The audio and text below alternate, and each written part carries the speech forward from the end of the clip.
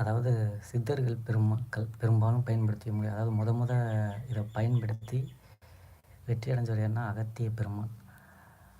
அகத்தியருடைய அருள் இருந்தா மட்டும் தான் இது கிடைக்கும். அகத்தியர் வழி வந்தா சித்தர்கள் எல்லாமே இத பயன்படுத்தி தான் சித்த நிலைய அடைஞ்சாங்க.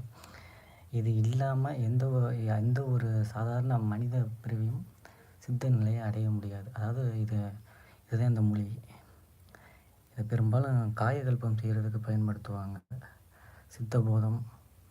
இது பார்த்தீங்கன்னா, இது மூலிகையுடைய சக்தி பார்த்தீங்கன்னா, காற்றை குடித்து உயிர் வாழும் சக்தி உடையது.